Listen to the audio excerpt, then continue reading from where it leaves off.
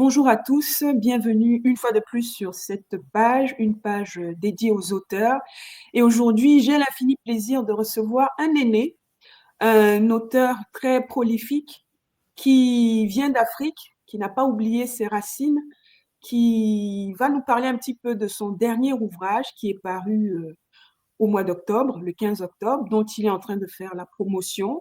Ce n'est pas un auteur auto-édité, mais comme vous savez sur cette page, j'ai pour habitude de dire que c'est finalement le lecteur qui tranche et que l'on soit auto-édité ou non, le plus important, c'est de véhiculer un message.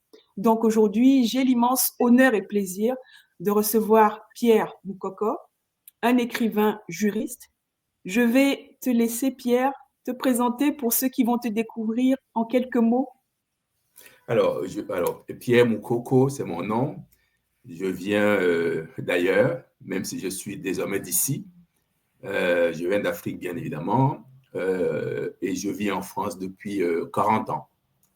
Autant dit que depuis le lycée, donc toute ma vie scolaire, universitaire en France. Donc, j'ai tout fait en France. Et je suis juriste d'entreprise, juriste pluridisciplinaire, puisque j'ai une formation publique, mi-privée. Voilà. Donc, je suis responsable d'un département juridique, assurance et contentieux dans une grande entreprise dont je tairai le nom, de la région parisienne, depuis 25 ans. Voilà. C'est un honneur de te recevoir. Alors, on va parler d'un de tes livres, mais avant ça, comment un juriste se retrouve à écrire des livres? Alors, je vais tout dire. Je vais tout dire. Disons que lorsque j'ai terminé mon deuxième, troisième cycle en droit, j'avais la possibilité de me lancer dans l'avocature ou faire une thèse, un doctorat en fait. Et j'ai refusé de le faire parce que j'avais envie d'écrire. J'avais envie d'écrire. Mais je ne savais pas trop quoi. Et le temps a passé. Et à un moment, je me suis dit, il est peut-être temps d'y penser. Et j'ai trouvé un sujet qui me plaisait bien. Parce que je me suis rendu compte que les Africains n'étaient pas du tout contents de la politique africaine de la France. Je ne savais pas pourquoi. Comme c'est un thème qui est marqué du sceau de la confidentialité, on nous cache tout. Nous qui avons eu la chance d'aller dans les universités, rien n'est dit. Donc j'ai trouvé ce thème intéressant. Je voulais à tout prix savoir ce qui se passait. Et je me suis lancé et ça s'est déclenché. Donc j'ai écrit mon premier livre. Voilà. Aujourd'hui, je suis en Super. train d'écrire le 6e. Le 6e livre. Et, euh, et c'est étonnant parce que tu as fait justement le pont avec la politique africaine de la France. Le livre qu'on va aborder va justement parler un petit peu aussi de ça, même si finalement c'est pas le fond de la chose. Euh, Autre chose, c'est comment tu arrives en fait à trouver ta méthodologie d'écriture. Est-ce que le fait d'avoir fait des études juridiques t'a aidé d'une certaine façon? Alors, c'est une très bonne question qu'on me pose toujours. Bon, le fait d'être juriste, peut-être, je suis un contestataire né, je ne supporte pas l'injustice, donc du coup, je suis tout le temps en train pas de râler, mais de contester. Disons que c'est pas facile du tout de trouver du temps parce que, en tant que responsable d'un département juridique, assurance et contentieux, j'ai beaucoup de boulot. À la maison, ben, je travaille, j'essaie d'écrire jusqu'à 1 heure du matin, même un petit paragraphe, hein, jusqu'à 1 heure du matin, tous les jours, tous les jours, tous les jours. Et je me lève à 5 heures. Bon, c'est pas facile du tout quand on est père de famille quand même, parce qu'il y a aussi le volet familial, il faut en tenir compte. Mhm. Alors, dans la journée, ben, je suis le juriste dans la boîte qui m'emploie. Je ne fais que ça. Et quand je rentre à la maison, je change de casquette, je suis autre chose. Évidemment, les week-ends, j'ai une vie un peu, je n'ose pas dire bizarre, mais bon, mais tout est bien encadré. C'est pas toujours facile. C'est pas toujours facile, mais il y a D'accord. un plaisir, il y a un plaisir. Donc, il y a un rituel, tu t'astreins en fait à 1 heure d'écriture au minimum par jour, tous les jours. Exactement. Tous les jours, tous les jours, tous les jours. Ça fatigue les miens, c'est vrai, ça donne lieu à quelques, quelques disputes avec mon entourage, mais bon, mais j'ai des choses à dire. J'ai tellement de choses à dire. Et comme je suis un auteur engagé, les thèmes que je choisis ne plaisent pas toujours, mais moi, j'y vais quand même pour dénoncer ces mots qui nous gâchent la vie. Voilà. Très bien. Et parlant de ça, est-ce que, avant qu'on rentre dans le livre en lui-même, est-ce que tu as déjà eu à te justifier par rapport à certains de tes textes qu'on trouvait peut-être un petit peu Oh, véhéments? pour l'instant, non, je suis plutôt comment dire, féliciter, parce qu'on me dit que je suis courageux, évidemment, parce que quand j'écris un livre pour dénoncer la politique africaine de la France, une politique vraiment criminelle, ça il faut le dire, hein, je le dis à qui veut l'entendre. Donc, je n'ai pas peur, je dis des choses parce qu'il n'y a, pas à moi une haine. Bon, le juriste que je suis ne supporte pas l'iniquité, l'illégalité. Et ces relations-là sont complètement, comment dire, inégales, quoi. Donc, du coup, je dis les choses avec amour, hein, parce que j'aime la France quand même. Hein. Ça fait 40 ans que je suis là. Je suis français depuis 32 ans. Même mes enfants sont métis. Donc, j'aime la France, mais pas celle-là. C'est pas celle-là. Je suis africain après tout. Donc, je dénonce les choses telles que je dois les dénoncer. J'ai plutôt les félicitations pour l'instant, mais je dois faire attention parce que mes frères africains sont très, très énervés contre la France et ils ont raison. Donc, il faut que je choisisse mes mots parce que sinon, ben, c'est des révoltes à n'en plus finir. Exactement, exactement. C'est très contradictoire, mais alors on va du coup parler du livre qui nous réunit aujourd'hui. C'est L'initiation inachevée. Donc, c'est l'histoire d'un jeune qui perd son papa, qui décide donc de retourner en Afrique pour l'enterrement et qui se retrouve confronté à des réalités, alors soit qu'il ne connaissait pas, soit qu'il le redécouvre. À travers ce jeune, tout immigré comme je le suis, qui a été ou qui est à l'étranger, se retrouve en fait dans cette histoire de retourner chez soi après un long séjour à l'extérieur. Est-ce qu'on pourrait dire, d'une part, avant d'engager vraiment les différents thèmes, est-ce que James, c'est un peu toi? Alors, c'est une question qu'on me pose aussi. Il y a un peu de moi dans James. Il y a un peu de moi dans James, mais pas tout quand même, ça il faut le dire, même s'il y a des similitudes. Parce que si on regarde la vie de James telle qu'elle est écrite dans ce livre, personnellement, je me suis aussi retrouvé comme seul noir, seul africain dans un lycée, tout seul, il y a 40 ans. Bon, voilà, donc James aussi. Bon, il y a des données qui se retrouvent en réalité, mais au-delà de James, il y a autre chose. Je parlais à tous les étrangers en réalité, singulièrement aux Africains, puisque ça concerne tous ceux qui quittent leur pays pour un autre et qui se retrouvent dans ce carrefour civilisationnel ne sachant où aller. Ça m'a concerné, ça concerne aussi tous mes frères africains et ça doit logiquement concerner tous les Occidentaux qui quittent l'Occident pour aller dans d'autres cieux. Voilà. D'accord. Donc, c'est un livre vraiment pour toute personne qui quitte sa terre d'origine pour aller vers une autre terre, s'y établir pour un long séjour ou pour quelque temps. Exactement. Exactement. Très bien. Alors, donc, une fois sur place, je vais juste prendre quelques éléments et puis on va essayer de les parcourir. On se rend compte qu'il y a quand même le poids des traditions. Alors, on ne sait pas trop dans quel positionnement tu es.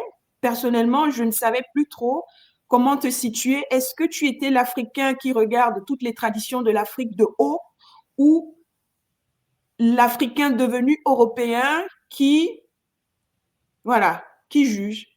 Alors, jugement, peut-être, mais pas trop quand même. Mais disons que je rapportais ce que j'ai constaté, ce que j'ai appris. Venu très tôt en France, je ne connaissais pas trop non plus. Hein, j'ai découvert.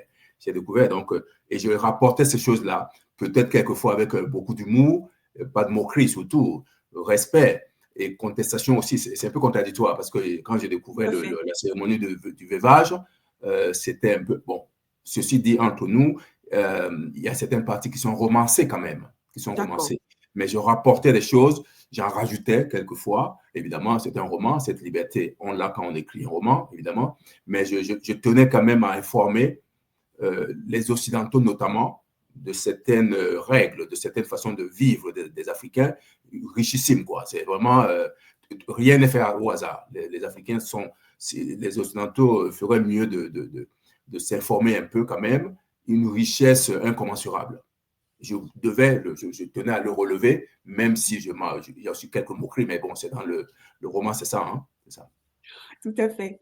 Et tu parles beaucoup de cet héritage colonial que l'on retrouvait même dans l'éducation, ou que l'on retrouve encore dans l'éducation des jeunes Africains. Alors, James se rappelle avoir été dans une école catholique tenue par des Occidentaux, où il y avait des sévices corporels. Quel message tu veux faire passer à travers cette éducation? Oui, alors, je voulais évidemment, vivant en France, juriste moi-même, euh, comment dire, violenter ses enfants, c'est pas la meilleure des solutions, mais les Africains ont grandi ainsi, ça se faisait avec amour en fait. L'instinct, c'était le prolongement des parents. Euh, on nous chicotait, je ne sais pas comment dire ça ne nous a pas traumatisé outre mesure. Était-ce le bon choix? Je ne sais pas, mais j'ai tenu quand même à rapporter tout ça. Tout à fait. Voilà. Aujourd'hui, en Europe, c'est complètement interdit. Nos enfants ne peuvent pas, même une baffe, hein, c'est interdit. Donc ce n'est pas la peine d'aller vers ce sens. Est-ce que c'est normal ou pas? Je ne rentre pas là-dedans. Mais en Afrique, je ne sais pas si ça existe encore, cette façon de fonctionner avec les enfants à l'école, je ne sais plus. Mais c'est interdit en tout cas. Bon, je voulais juste le rappeler, hein, qu'en Afrique, voilà. Le rappeler, mais quand même, ce qui m'a marqué, c'est qu'effectivement, il y a des enfants qui ont subi de tels sévices qu'ils les marquent à vie et qu'ils ont même des meurtrissures jusqu'à la fin Exactement. de leur vie, C'est pas faux, malheureusement. c'est la vérité. C'est la vérité. J'ai une camarade d'école, hein, Henriette, qui me l'a dit qu'elle a encore des traces indélébiles jusqu'aujourd'hui, alors qu'elle est grand-mère déjà. Hein. Donc, oui. Donc, Mais ceci étant, on n'est pas traumatisé. C'est une, alors, c'est une façon de voir les choses, de transférer l'éducation et tout ça. En Europe, il y a les Anglais qui ont quand même résisté. Ils continuaient, les Anglais, hein, ils ne jouaient pas du tout le jeu que l'Europe voulait qu'ils fassent, hein, en réalité. Ils ont résisté pendant longtemps, et bien finalement, ils sont partis, hein, de l'Europe, mais ils n'ont pas eu gain de cause, puisqu'aujourd'hui, l'Europe a imposé ses règles, c'est interdit. La France a fait une loi qui a transposé cela au niveau interne. Donc, c'est interdit avant, c'était possible de corriger son enfant sans qu'il y ait de séquelles, de blessures. Aujourd'hui, c'est complètement interdit. Non, je ne juge pas, mais c'est comme ça. Je peux c'est comme ça. comprendre. Et alors, il y a beaucoup de thématiques. Comme je t'ai dit, on va les balayer quand même, on va les parcourir Il d'un y en a beaucoup. mot. Parce que tu parles, c'est un livre très riche où déjà, quand on plonge dans le livre, au-delà de ce qu'on voit dans l'histoire, il y a aussi toute une culture parce que tu nous rappelles des textes de tes lectures, des textes assez savants parfois, on découvre même l'historique de certains endroits, de certains lieux quand on vit en France ou même ailleurs. Donc, c'est assez intéressant. Donc, c'est un livre riche dans tous les sens. Merci, Euh, merci. et la variété des sujets abordés m'amène quand même à vouloir que tu mettes un mot sur certains sujets que j'ai trouvés pertinents. D'accord. Tu parles notamment aussi, peut-être étant catholique, je ne sais pas exactement, Je suis catholique. de l'impunité voilà, des prêtres de l'Église catholique qui, en Afrique, ont commis pas mal d'impairs. Et je vais revenir sur un des épisodes, mais je te laisse en dire un mot.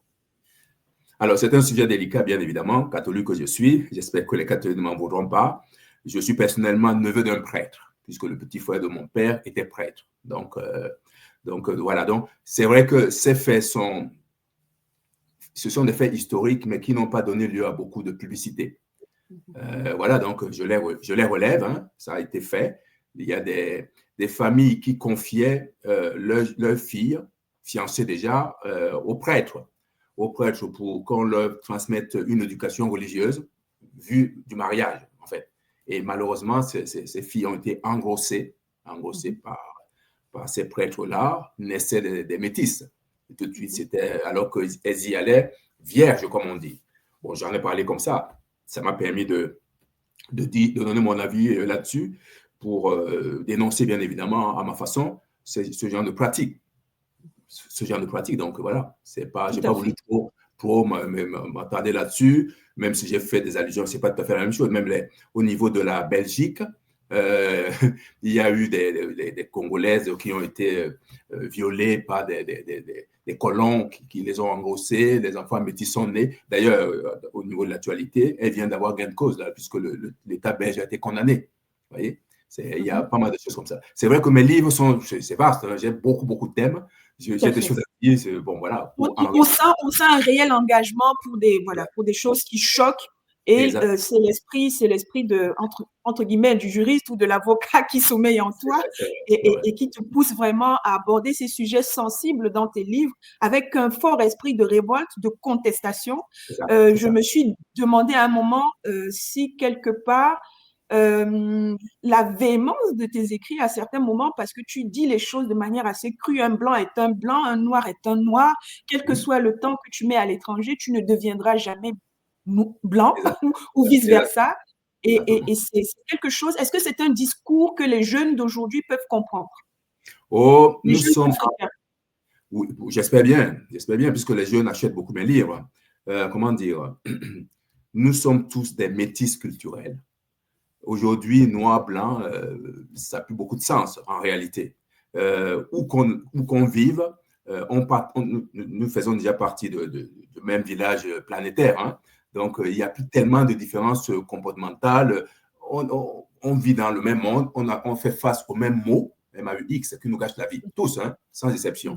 Donc, on essaie de composer ainsi la pureté, celle que comment dire, revendiquait Hitler à l'époque, la race aryenne, c'est fini ça, c'est pas possible. Aujourd'hui, avec les méthodes, la télé, il y a plein de choses qui font que ben, tout est ouvert pour tout le monde. Un jeune enfant, un jeune garçon de 11 ans en Afrique et un jeune enfant ici ont pratiquement les mêmes délires, entre guillemets, parce qu'ils voient les mêmes choses, etc. Les réseaux sociaux ont facilité la chose. C'est plus tout C'est à à fait. cause de la mondialisation. Exactement, exactement. Avec ses Alors, avantages et ses inconvénients, bien évidemment. tout à fait. Alors, parlant des inconvénients ou des, on va dire des choses qui t'ont désolé, en tout cas qui ont désolé James, on ne sait pas trop quand il rentre en Afrique, tout ce qui concerne la polygamie, quel est son regard? Alors, Quel message tu veux évidemment, véhiculer? ben, la polygamie, il faut que je sois prudent avec la. Bon, évidemment, la polygamie existe, hein. Elle existe avec ses raisons que je ne juge pas. Relever ses inconvénients, est-ce qu'il y a des avantages? Peut-être, mais il y a aussi des inconvénients. Bon, dans mes propos, bon, c'est vrai que James a eu à vivre un fait qui est quand même blessant pour un de ses amis qui est allé voir son père. Son père ne se souvenait plus de qui il était, même son propre prénom. Bon, il était l'enfant de ce monsieur, mais avec quelle femme? Son père qui avait plus de 10 femmes ne se souvenait plus. Bon, ça, c'est la pure vérité. Ça arrive dans ces couples-là. Ça arrive. Donc, évidemment, c'est pas toujours facile. C'est pas toujours facile, mais si ça existe et que il y ait beaucoup d'adhérents, entre guillemets, pourquoi pas? Bon, l'essentiel, c'est l'amour qui compte, hein, là, en réalité. Mais Tout à bon, je n'ai fait. pas voulu trop juger, mais chacun décidera par rapport au fait que j'ai évoqué. Très bien. Et alors, il y a aussi quelque chose qui m'a, moi, c'est vrai que j'aborde le livre sous l'aspect de la personne qui est aussi partie très jeune de son Mhm, pays et qui regarde en fait l'Afrique avec le regard de James. Donc, tu mhm. arrives après avoir passé du temps ici et tu découvres une Afrique corrompue, Inconnu. Mhm. ah, une Oui. Afrique où l'urbanisme, c'est pas tout à fait ça. Mhm. Je voudrais savoir, finalement, c'est une indignation pour pousser à l'action ou c'est un acte de rébellion pour juste de la contestation? Alors, il y a un peu tout ça. Il y a un peu tout ça, parce que cette corruption qui gangrène ces pays-là, qui ont pourtant tout pour y arriver, c'est quand même un problème. Parce que voir un policier qui vole ou qui mendie, qui harcèle, c'est inimaginable. C'est pas acceptable. Bon, James, évidemment, en rapportant, même l'auteur, en rapportant tout ça, c'est pour dénoncer en réalité. Parce que quand, dans ce livre, il y a une partie avec une brigade qui règle les comptes sans avoir été mandatée par qui que ce soit, qui coupe les mains. Enfin, c'est la pure La folie. justice populaire. Exactement. Exactement. Donc, ça, c'est pas des choses qui peuvent être acceptées. Donc, évidemment, j'en ai rajouté, entre nous soit dit, j'en ai rajouté, j'ai romancé, etc. En décrivant les prisons, toutes ces choses-là, j'ai dénoncé, évidemment, à travers James, comment dire, l'homophobie. L'homophobie, bon, c'est mon point de vue, je l'ai dénoncé, jusqu'à tuer deux femmes qui s'aiment, parce que c'est interdit l'homo. Enfin bon, des choses comme ça. Donc voilà. Évidemment, Tout à fait. je rapportais beaucoup de choses et au lecteur de prendre position, voilà, s'il le souhaite. Hein, mais bon, j'ai donné mon avis quelque part, mais c'est un roman. C'est un roman. D'accord. Très bien. Donc finalement, on a aussi l'impression, pour terminer avec tout ce qui concerne ces thématiques, que les valeurs que tu as vues à travers l'Occident, enfin, ton parcours en Occident ou le parcours de James, quand il les décrit, on a l'impression que ces valeurs, sans les juger, sont quelque peu à côté ou pas tout à fait morales. Mhm. Enfin, moralité, je n'en sais rien, mais James, en réalité, s'est retrouvé dans un nouveau monde, entre guillemets, alors qu'il a eu une éducation soignée de la part de ses parents, correcte, c'est ses parents, hein, bien évidemment, mais certaines données étaient complètement inadaptées par rapport à à son pays d'accueil, à son pays d'accueil. Il est arrivé que James se mette à rire tout seul et ses camarades ne riaient pas parce qu'il a ses codes. Et il y a des mois où ce sont ses collègues, ses camarades de lycée qui rigolaient et James ne comprenait rien. Donc, James posait certains actes complètement anachroniques et complètement incompréhensibles. J'ai raconté une histoire où James était avec ses amis, tous blancs bien évidemment, il était le seul noir du lycée. Ils allaient au café et il a pris la main de Cécile, la petite copine de son copain, qui était là aussi. Mm. Et ce n'est pas des choses qu'on fait ici. Donc, lui il ne comprenait pas qu'on lui fasse cette observation-là, pas méchamment, bien évidemment. Donc, il y a plein de choses qui, c'est marrant, tout ça, mais bon. Tout à fait, tout à fait. Alors, on va terminer par, on va dire, la résilience, parce que tu écris en noir et blanc, l'Africain est profondément résilient. Est-ce que l'Africain qui vit en Occident est plus résilient que l'Africain qui vit en Afrique? Oh, c'est une très bonne question. Cette résilience est en réalité en, en nous, Africains. On nous a toujours appris à supporter, quelquefois supporter l'insupportable, ce qui peut avoir des avantages et des inconvénients. Bon, évidemment, cette comparaison entre l'Africain qui vit en Afrique et celui qui vit en Occident, bon, est peut-être difficile à tenir, parce que ce n'est pas tout à fait la même chose, même si parce que j'ai dit aujourd'hui que nous sommes tous des métis culturels, on vit tous dans un village planétaire, hein. Tout ce qui se passe en Europe est connu tout de suite en Afrique. Mais je considère que les Africains qui vivent en Europe ont un peu changé, ce qui est un peu normal, puisqu'ils ont eu à muer, comment dire, à composer avec certaines différences. Alors que ceux qui vivent en Afrique restent eux-mêmes à fond, à 100% pratiquement, plus ou moins. Plus ou moins. C'est pas pareil, c'est pas pareil. Parce que ceux d'ici peuvent tenir certains discours qui, comment dire, qui amusent leurs frères qui sont restés sur place. Parce que c'est pas du tout leur code. Ils sont dans leur monde. Bon, voilà, c'est pas. Voilà, mais ceci étant, les Africains, comme disait Pierre Bourdieu, hein, que j'aime bien, avec son habitus, hein, il disait quoi qu'on fasse, il reste quand même quelque chose en nous, même si on a évolué. Il reste, heureusement d'ailleurs, heureusement.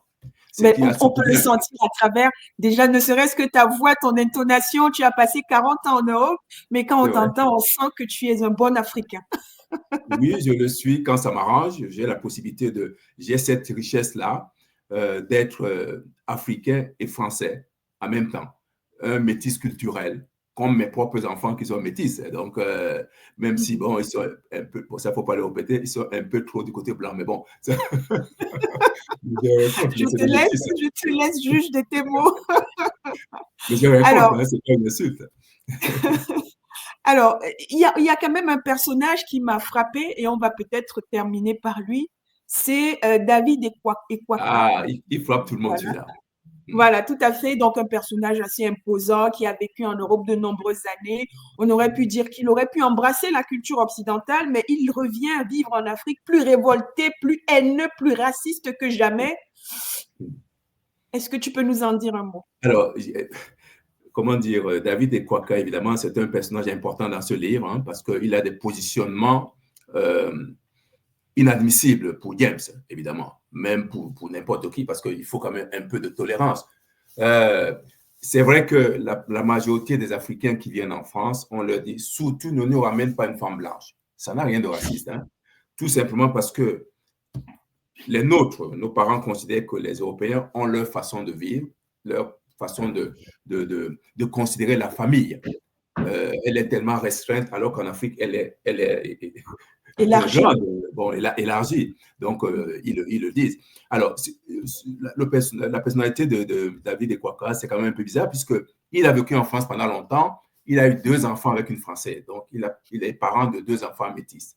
Mais il a une haine contre les Françaises, contre l'Occident, incompréhensible. Incompréhensible. Donc, une intolérance manifeste qui se justifie par quoi? Bon, je n'ai pas voulu rentrer là-dessus parce que je ne suis pas psychologue, mais il a une haine.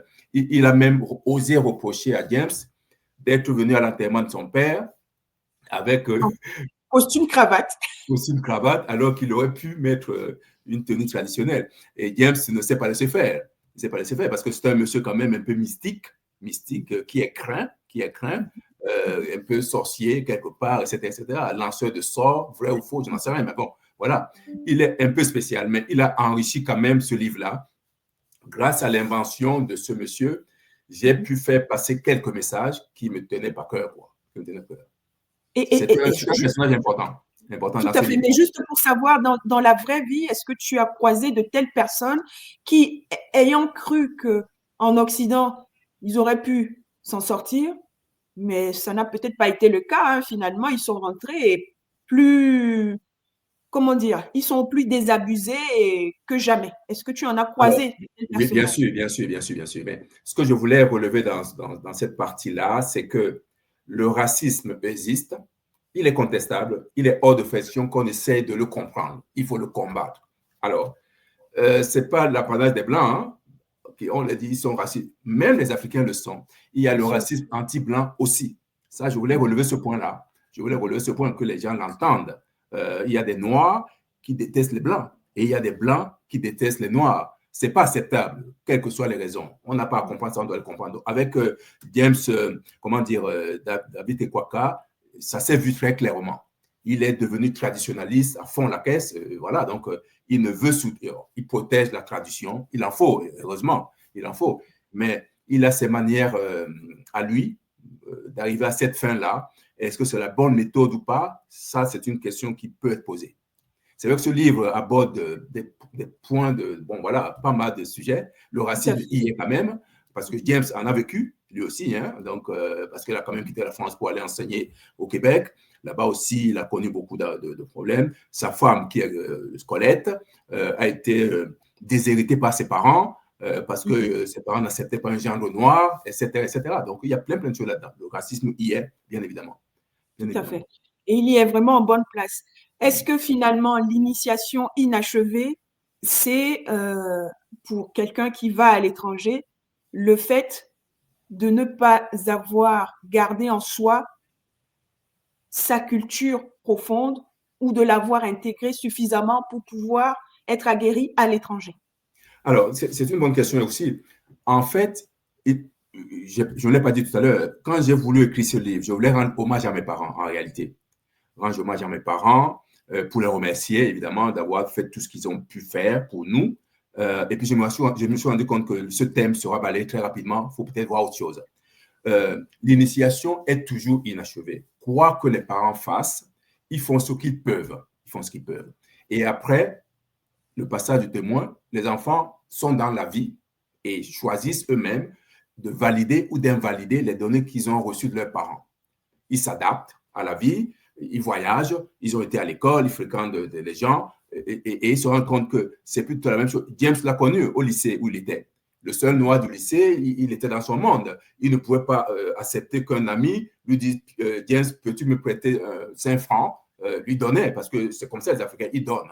Ils sont généreux, les Africains, quoi qu'on dise. Hein. Donc, James s'est heurté à pas mal de choses. Il acceptait beaucoup de coups. James ne supportait pas que sa femme lui dise chérie, tais-toi, parce qu'une femme ne doit pas dire tais-toi un homme. Il était dans son monde. Dans son monde. Donc, il s'est confronté à pas mal de choses. Il s'est retrouvé dans ce carrefour, ne sachant où aller. Ça nous rappelle un livre d'un auteur africain très connu qui disait, ben, évidemment, au carrefour, le mec est devenu fou. James, c'est un peu ça, quoi. C'est un peu ça. L'initiation, en réalité, n'est pas achevée, elle est toujours inachevée et le restera toujours. Puisque aujourd'hui, nous sommes, comme je l'ai dit tout à l'heure, des métis culturels. Vaudrait mieux aller vers l'acculturation que de rester dans l'inculturation. l'inculturation. Mhm. Donc, il est, Très bon, bien. je vous mets dans ce livre-là, j'ai raconté Eh beaucoup de bien, choses. tout à fait. Eh bien, je pense qu'on va terminer sur cette note-là. Si tu as peut-être un dernier mot pour stimuler un lecteur potentiel qui va tomber sur cette vidéo et qui se dit, mais qu'est-ce qui me pousserait finalement à prendre ce livre-là? Surtout, c'est l'occasion des cadeaux en ces fêtes. C'est vrai, c'est vrai. Non, c'est un livre je tenais à l'écrire. J'ai voulu être un peu généreux, sans prétention, notamment pour les Occidentaux, pour qu'ils apprennent les us et coutumes de l'Afrique et démontrer que les Africains sont, je n'ose pas dire géniaux, ils ont beaucoup de choses à apporter au Conseil des Nations. Ils ont beaucoup de choses à apporter et je voulais dénoncer beaucoup de choses. Je voulais dénoncer l'homophobie, le racisme, l'antisémitisme, tous ces trucs-là. Je voulais dénoncer tout ça. Dénoncer tout ça à travers ce livre-là et de dire aussi aux jeunes qui veulent venir en France ou ailleurs que ce n'est pas aussi facile que ça. Il faudra surtout, pour avancer, il faudra composer avec la différence. C'est très important dans la vie en règle générale. Il faudra qu'ils composent avec la différence. Ils avaleront quelques couleuvres quand même, mais pour faire taire certaines contradictions au fond d'eux-mêmes, il va falloir qu'ils acceptent que le noir est le noir, le blanc est le blanc, l'Africain est l'Africain, le Français est... C'est ça le message de ce livre-là. C'est pour pousser à la réflexion. Donc, lire ce livre, ça apportera quand même quelques suggestions, quelques éléments de réflexion. D'ailleurs, je ne sais pas si tu l'as remarqué, dans tous mes livres, hein, chaque chapitre de mon livre commence par un proverbe Une africain. citation, oui, tout à fait. Dans tous les chapitres. Dans celui-là, Initiation inachevée, c'est pareil. Celui-ci, dans comment dire, les rendez-vous manqués, en amour, nous pourrions tous y gagner, pareil. Celui-ci, réveillons-nous tous ensemble, nous le pouvons. Là, où j'ai dénoncé la discrimination faite aux femmes, le féminicide, le racisme, les incivilités, etc., etc. Bon, où j'ai mis la sagesse africaine en avant. Bon, même celui-ci, évidemment, alors là, celui-là, c'est 622 pages, 18 chapitres. Celui-là, c'est le mien, mais ce n'est plus le mien. Il est partout. Je n'en reviens pas moi-même. Il est même entre les mains du président Macron, puisque je le lui ai envoyé avec une lettre d'accompagnement de 10 pages quand même. Félicitations pour ce beau succès et c'est un infime honneur pour moi de t'avoir reçu ici. J'espère qu'on aura l'occasion en présentiel de nous rencontrer. J'espère bien. Il ne me reste plus qu'à te souhaiter de très bonnes fêtes de fin d'année, de très bonnes ventes et d'encourager toute personne qui va tomber sur cette interview à la partager à un jeune qui voudrait aller en aventure ou même à un plus âgé qui a déjà séjourné longtemps à l'étranger et qui se croit devenu crocodile. Donc, nous allons terminer par là et je te laisse peut-être un dernier mot, Pierre, alors, pour clôturer. merci de m'avoir reçu, c'est généreux de ta part, merci de m'avoir reçu. Lisez. Les livres racontent beaucoup de choses intéressantes qui peuvent nous aider dans la réflexion. Et pour passer le message de mon dernier livre, L'Initiation inachevée, n'oubliez jamais, je parle aux jeunes ou pas aux moins jeunes, sans prétention de ma part, bien sûr, que nous avons acquis pas mal de choses émanant de nos parents, mais ce n'est pas complet. Pour évoluer dans la vie, ne nous enfermons pas. Ouvrons-nous. Nous vivons dans un monde ouvert désormais. Nous n'avons pas le monopole du savoir. Nous n'avons pas le monopole de la connaissance. Les autres nations, entre guillemets, les autres en ont aussi. On peut apprendre de tout le monde. Voilà, l'initiation est toujours inachevée, même si c'est la base. C'est la base, hein, ce qu'on a reçu de nos parents. Il faut considérer également les données qui viennent d'ailleurs et composer avec. Et avaler des couleuvres quand il faut, sans exagérer bien évidemment. Et comme ça, on avancera, on aura une paix intérieure. Voilà. Tout à fait.